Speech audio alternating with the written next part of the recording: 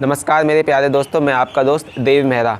दोस्तों आपको मैं पता ही है कि जो मैंने लास्ट जो वीडियो डाली हुई थी उसके मैं आपको 5 क्वेश्चंस दिए हुए थे, मतलब उसके 5 क्वेश्चन के साथ उसके मैंने आंसर ही बताए हुए थे जो आपने मुझसे कमेंट किए थे। सो फ्रेंड्स, जो मैंने आपको बोला हुआ था कि नेक्स्ट वीडियो जो आएगी वो भी फ्रेंड्स आपकी Q&A पे ही होगी। जो भी आपके मेन क्वेश्चन हो गए 5, उस चीज़ को मैं आज ले लूँगा और जो भी होंगे उसके आंसर मैं फटाफट से सॉल्व कर दूँगा, क्योंकि अगर मैं आपको ज़्यादा लंबी वीडियो बनाऊँगा तो आपको मज़ा नहीं आएगा। इसलिए फ्रेंड्स मैं आपको चाहता हूँ कि आपको बेकरी के बारे में छोटी सी नॉलेज जो बता दूँ, बेसिक्स तौर पे क्लियर हो जाए। जो भी आपके क्वेश्चंस होते हैं फ्रेंड्स वो फटाफट से क्लियर होने चाहिए। सो फ्रेंड्स, पहला जो आपने मुझे बताया हुआ है कि सर हमने जो आपकी रेसिपीज़ है वो ट्राई की हुई थी, चाहे आपने पाव की रेसिपी मान लो, वॉलनट ब्राउनी की मान लो, और कई सारी जो रेसिपीज़ मैं आपके साथ शेयर करता रहता हूँ। ब्रेड की रेसिपी हो जाए, मफ़िन की रेसिपी हो जाए, टी केक की रेसिपीज़ हो जाए, होममेड के तौर पे हो जाए, उस चीज़ को यूज़ करते हो। सो फ्रेंड्स, मुझे काफ़ी अच्छा लगता है कि जब आप मेरी रेसिपीज़ यूज़ करते हो और आपके काफ़ी तौर पे अच्छे रिजल्ट आते हैं। मुझे तब मज़ा नहीं आता फ्रेंड्स जब मैं आपको रेसिपी बताता हूँ, मज़ा मुझे तब आता है जब आप उस रेसिपी को यूज़ करते हो, फॉलो करते हो, और जब मुझे कमेंट करते हो कि सर हमने आपकी ये रेसिपीज़ बनाई हुई थी और ये जो रेसिपीज़ आपकी परफेक्ट आई हुई है। क्योंकि मेरे पास और भी कई सारी रेसिपीज़ तौर पर होती है, क्योंकि जबकि आपकी जिज्ञासा नहीं बढ़ेगी कि सर हमें इस चीज़ की रेसिपी दे दो, या फिर हमें फाउंडेंट की रेसिपी चाहिए, होममेड फाउंडेंट की रेसिपी चाहिए। जब तक आप ये चीज़ आपके अंदर से कमेंट नहीं आएगी कि हमें इस चीज़ के बारे में पता होना चाहिए, जिज्ञासा होनी चाहिए, तो तब तक मैं फ्रेंड्स उस चीज़ के बारे में बताता नहीं हूँ। हाँ, अगर आपको कोई रेसिपीज़ मुझे लगता है कि ये बतानी चाहिए तो उस चीज़ के बारे में बताता हूँ। मैं ये भी चाहता हूँ कि आपकी जो खुद की जो जिज्ञासा है वो बढ़े, तब जाके उस चीज़ के बारे में मैं आपको अच्छी तरीके से और बता पाऊँ। सो फ्रेंड्स, बात कर लेते हैं दूसरे क्वेश्चन पे। सो फ्रेंड्स, दूसरा जो क्वेश्चन पूछा गया वो पोटेशियम कार्बोनेट के बारे में, कि हम पोटेशियम कार्बोनेट को हम क्या ब्रेड में यूज़ कर सकते हैं। देखिए फ्रेंड्स, जो सब्स्टिट्यूट है जो पोटेशियम कार्बोनेट का वो है सोडियम बिकार्बोनेट। देखिए सोडियम बिकार्बोनेट एक तरह का कैल्शियम पाउडर की तरह से यूज़ नहीं होता है, उसको friends baking powder, baking soda के तौर पे हम यूज़ करते हैं। इसलिए फ्रेंड्स, जो अपना टी केक के लिए, मफिन्स के लिए जो हमारा जो कैल्शियम पाउडर होता है या फिर हमारा जो पोटेशियम पाउडर होता है वो चीज़ अलग हो जाती है, और ब्रेड के लिए जो दोस्तों जो कैल्शियम पाउडर होता है वो भी अलग होता है। तो ये दोनों अलग अलग है।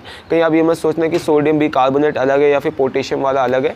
सारे जो केमिकल्स होते हैं वो अलग अलग तौर पे होते हैं। जो कुछ बेकिंग पाउडर, बेकिंग सोडा का काम करते हैं, यानी कि वो CO2 गैस को रिलीज़ करते हैं। और फ्रेंड्स, यहाँ पे जो आपको मैं ब्रेड के लिए बताता हूँ कैल्शियम पाउडर है, इसमें कोई CO2 का काम नहीं होता, फुलाने का काम नहीं होता। ये खाली ब्रेड को जो प्रिजर्वेटिव के उस चीज़ पे काम करते हैं। लेकिन इनका जो टेस्ट होता है फ्रेंड्स हल्का सा नमकीन तौर पर होता है, क्योंकि ये कैल्शियम है फ्रेंड्स, ये कैल्शियम के तौर पर काम करते हैं। कैल्शियम प्रोडक्ट ऐसा ही होता है फ्रेंड्स कि हमें खाते एकदम मुँह में से एकदम नमकीनी तौर पर लगता है। तीसरा जो क्वेश्चन पूछा गया फ्रेंड्स वो बर्गर बन का वेट के बारे में पूछा गया, कि हम जो बर्गर बन का जो हमारा वेट होता है वो क्या होता है। देखिए फ्रेंड्स, अलग अलग तौर पे होते हैं। अगर आपका जो मिनी साइज़ में होगा बर्गर, सो 45 ग्राम का होगा, 40 ग्राम का होगा। और जब आप नॉर्मल तरीके से बनाते हो, जैसे मैकडॉनल्ड के तौर पर मिल जाए, KFC में मिल जाए, सो इस तरह के जो बर्गर होते हैं इनका जो वेट होता है फ्रेंड्स वो 80 से 90 ग्राम के बीच में होता है। यानी कि जो हम बेकरी में यूज़ करते हैं ब्रेड के तौर पर बर्गर बनाने के लिए, उसका भी वेट फ्रेंड्स 80 से 90 ग्राम के होता है। और आपको मैं कई चीज़ें और हैं उसके बारे में बता देता हूँ। चाहे हम हॉट डॉग बनाना चाहें, हॉट डॉग का जो हम लंबाई में जो उसका वेट होता है फ्रेंड्स वो करीबन 60 ग्राम का होता है। और जो हमारे क्रोसो वगैरह होते हैं, जैसे हमारी क्रोसो हम बना रहे हैं, प्लेन क्रोसो बना रहे हैं, तो फ्रेंड्स उसका जो वेट होता है वो 110 ग्राम होता है। और जो डोनट की हम बात करें, जो हम डोनट फ्राई करने से पहले जो उसका कच्चा उसका जो वेट होता है वो फ्रेंड्स उसका वेट जो करीबन ग्राम होता है। सो ये कुछ ऑथेंटिक तौर पर मैं आपको बताऊँ कि क्या क्या उसका जो वेट होना चाहिए। लेकिन बाकी तो अपनी मर्जी फ्रेंड्स, किसी भी रेस्टोरेंट में अलग वेट होता है, कहीं अलग वेट होता है। मैं आपको थोड़ा ऑथेंटिक तौर पर बता रहा हूँ कि क्रोसो का क्या वेट होना चाहिए, डोनट का क्या वेट होना चाहिए। सो फ्रेंड्स, बात कर लेते हैं नेक्स्ट क्वेश्चन पे। अगला जो क्वेश्चन पूछा गया वो केक जेल के बारे में पूछा गया। केक जेल फ्रेंड्स कहाँ स्टोर करते हैं, कितना स्टोर किया जाता है, उसके बारे में पूछा गया। देखिए, केक जेल एक ऐसा प्रोडक्ट है जो कि केक को फुलाने के लिए, उठाने के लिए काम करता है। चाहे आप स्पॉन्ज बना रहे हो तो फ्रेंड्स उसमें मैंने आपको बताया, आप उसमें अगर 1 एग यूज़ कर रहे हो तो उसमें 1 ग्राम केक जेल यूज़ कर सकते हो। यानी कि 30 अंडों पे 30 ग्राम आप केक जेल यूज़ कर सकते हो। ये ऑथेंटिक तौर पे, यानी कि इसमें आपको कोई ज़्यादा डालने की ज़रूरत नहीं, कोई कम डालने की ज़रूरत नहीं। ये सिंपल एक ऑथेंटिक मैं आपको चीज़ बता रहा हूँ, 1 ग्राम 1 एग। सो इसमें ज़्यादा आपको कोई सोचने की ज़रूरत नहीं कितना हम केक जेल डालें किसी भी स्पॉन्ज के तौर पे। और बात है इसकी स्टोरेज के तौर पे, इसके भी कई अलग अलग रूल्स है फ्रेंड्स। मतलब जैसे कि अगर आपका जो केक जेल है वो ज़्यादा यूज़ होता है, सो उसको आप बाहर रख सकते हो 1 हफ्ते तक, उसमें कोई दिक्कत वाली बात नहीं है। लेकिन अगर आपका चाहे केक जेल कम यूज़ हो रहा हो, थोड़ा क्वान्टिटी में यूज़ हो रहा हो, सो फ्रेंड्स उस चीज़ को आप फ्रीज में डाल देना, क्योंकि अगर एक बार खुल जाता है तो उसमें काफ़ी सारे जो केमिकल्स होते हैं, जो उसमें बैक्टीरिया होते हैं, उसके अंदर आने स्टार्ट हो जाते हैं।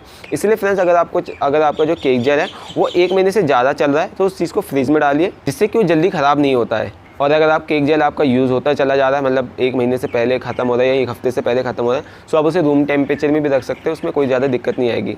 जो लास्ट जो क्वेश्चन पूछा गया 5 नंबर पे, वो पूछा गया शेफ़ क्या आप कैल्शियम प्रोमिनेट यूज़ करते हो। देखिए फ्रेंड्स, मैं आपको बता देता हूँ, कैल्शियम भी जो है अलग अलग तौर पे होते हैं। जो पूछा गया था वो भी कैल्शियम से रिलेटेड में था, लेकिन फ्रेंड्स उसका जो काम था वो कार्बोनेट का काम कर रहा था, यानी कि सोडियम बिकार्बोनेट का वो काम कर रहा था। लेकिन ये फ्रेंड्स जो हम कैल्शियम प्रोमिनेट की बात करते हैं, ये ब्रेड के लिए काम करता है, क्योंकि कई अलग अलग तौर पे फ्रेंड्स केमिकल्स होते हैं। ऐसा नहीं है कि एक ही केमिकल्स हम उस चीज़ को यूज़ करते हैं।